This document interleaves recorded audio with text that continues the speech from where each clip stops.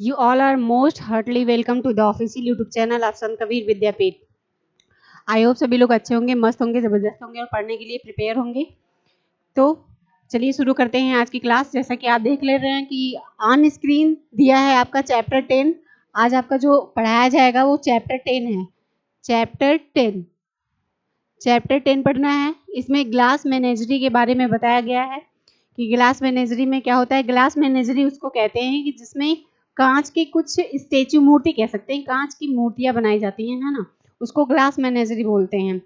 तो इसको लिखा किसने था? इसको लिखा था, जैसा कि आप देख पा रहे होंगे, कि टेनेसी विलियम्स ने लिखा था। इसको लिखा था टेनेसी विलियम्स ने। और इनका बर्थ कब हुआ था, डेथ कब हुआ था, ये पब्लिश्ड कब हुई थी और बनी कब थी? ये पब्लिश तो आपका 1945 में हो गया था, लेकिन इसको लिखा गया था 1944 में। 1944 में लिखा गया था। इनका बर्थ आप देख रहे हैं कि 26 मार्च 1911 को हुआ था यूएस में, और डेथ इनकी हुई थी 25 फरवरी 1983 को। ये हुए थे न्यूयॉर्क सिटी में। न्यूयॉर्क सिटी इनकी डेथ न्यूयॉर्क सिटी में हुई थी। और पब्लिश आपका कब हुआ था? 1945 में। जैसा कि मैंने बताया कि ये बहुत ही मोस्ट फेमस प्ले वर्क थे। और ये जो ट्रेजेडी बनी, ये लिटरेचर, वो कहाँ बनी थी? शिकागो में बनी थी। तो आगे हम देखेंगे इसके जो कैरेक्टर हैं, कैरेक्टर को देख लेंगे। इसमें कौन कौन से कैरेक्टर हैं और इनका रोल क्या है। तो कैरेक्टर हैं, पहले इसमें एक अमेंडा है। अमेंडा कौन है? टॉम की मदर हैं। टॉम की मदर, ये है आपका टॉम, ये इसकी मदर हैं अमेंडा। ये टॉम और जो अमेंडा है, टॉम की एक सिस्टर भी रहती है जिसका नाम रहता है लाउरा। आप देख रहे हैं लाउरा, यहाँ पे लिखा हुआ भी है, ये इंग्लिश में लिखा है, ये हिंदी में लिखा है। ये लाउरा रहती है। लाउरा क्या रहती है कि एक पैर से थोड़ा सा कमजोर रहती है। जैसे होते हैं ना कि क्या बोलते हैं उसको, ये एक पैर से थोड़ा कमजोर रहती है, विकलांग टाइप की। मतलब एक पैर थोड़ा ठीक ठाक रहता है, एक पैर से थोड़ा कमजोर रहती है, चल नहीं पाती सही से। तो इसकी माँ इसको भेजती है हॉस्टल पढ़ने के लिए। ये नहीं जाती, वहां जाती है कुछ टाइम के बाद, थोड़ा टाइम स्पेंड करती, फिर उसे नहीं अच्छा लगता है तो ये अपने हॉस्टल से वापस चली जाती है। हाई स्कूल के बाद हॉस्टल में जाती है, तो वहाँ हॉस्टल से चली जाती है क्योंकि ये अपने आप को बहुत इंटेलिजेंट समझती है कि मैं बहुत ही इंटेलिजेंट हूँ और मैं सारी चीज़ों को आई कैन डू, मैं कर सकती हूँ। तो इसकी वजह से ये हॉस्टल से अपने वापस चली जाती है।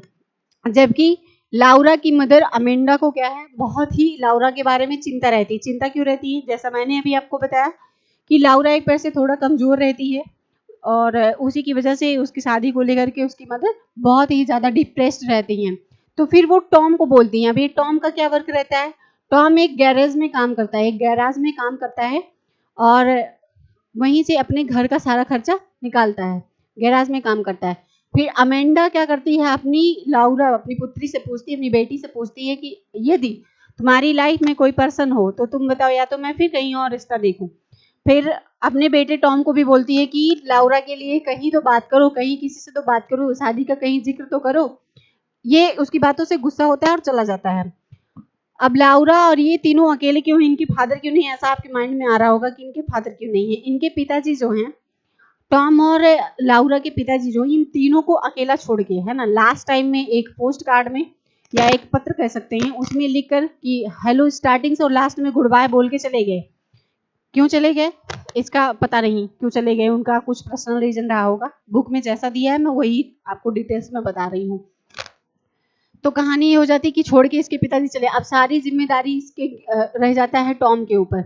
माँ को भी देखे, बहन को भी देखे, गैराज में काम करता है और मतलब थोड़ा ड्रिंक वगैरह भी करता है। इसकी आदतें अच्छी नहीं रहती हैं, जिसको लेकर के टॉम की और लाउरा की मदर बहुत ही ज़्यादा, दोनों की माँ एक ही रहती हैं और बहुत ज़्यादा डिप्रेस्ड रहती हैं।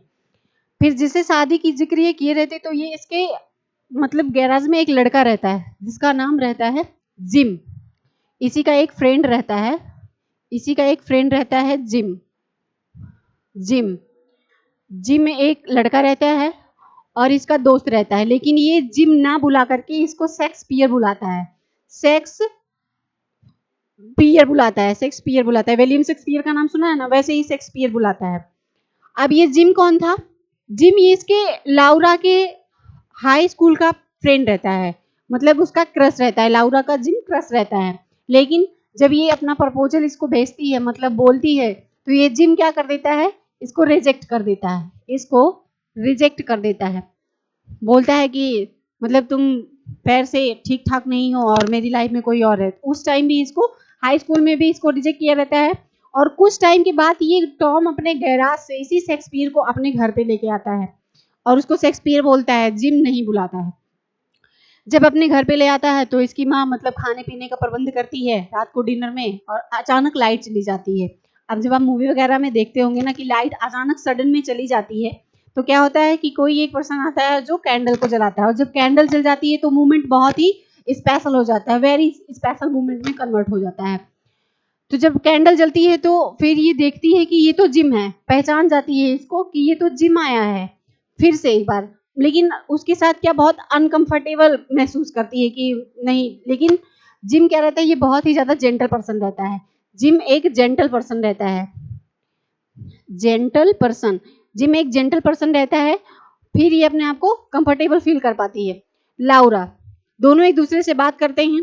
फिर वो जाता है उसके ग्लास मैनेजरी रूम में जहां वो कांच की मूर्तियां बनाती है। लाउरा वहां पे जाता है और गलती से इससे एक मूर्ति जो इसकी फेवरेट मूर्ति रहती है, फेवरेट स्टेच्यू रहती है, वो जिम से गिर जाती है।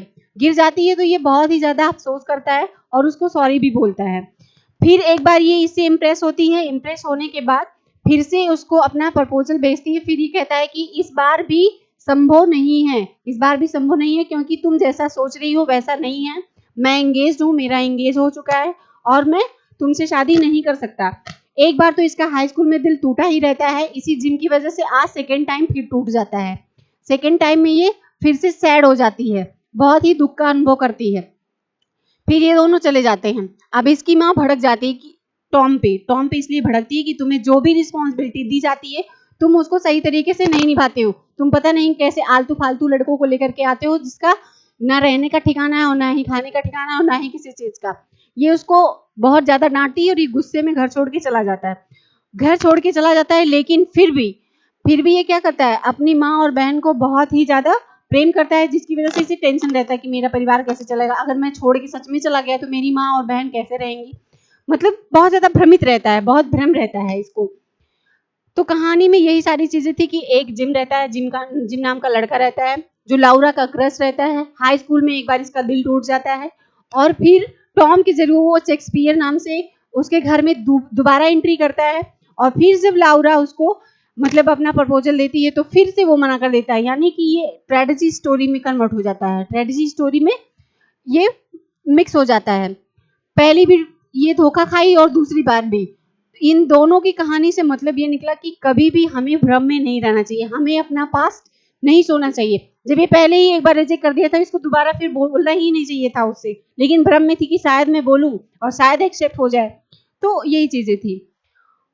और ये ग्लास मैनेजरी मतलब क्या होता है, एक मतलब जहाँ बहुत सारे कांच की मूर्तियां बनी रहती हैं, है ना, कि कांच की मूर्तियों को एक तरह कलेक्ट कर दिया जाए, या ग्लास कलेक्शन कहा जा सकता है इसको। ये जो ग्लास मैनेजरी है इसको ग्लास कलेक्शन भी कहा जा सकता है। तो कांच की मूर्तियों का कलेक्शन जो होता है वही ग्लास मैनेजरी कहलाता है। इसमें 4 कैरेक्टर रहते हैं जिनका नाम, पहले मदर जो रहती है वो अमेंडा रहती है, दूसरा उसका पुत्र टॉम रहता है, और टॉम का मित्र तीसरा जिम रहता है, और उसकी बहन टॉम की लाउरा रहती है। तो 4 कैरेक्टर पे ये स्टोरी सेटिस्फाई हुई। और फिर मिलेंगे आपको हम अगली क्लास में और एक नए समरी के साथ। अगर स्टोरी नहीं समझ में आई होगी तो आप इसको फिर से देखेंगे। तब तक के लिए bye bye, thanks for watching this class. खत्म।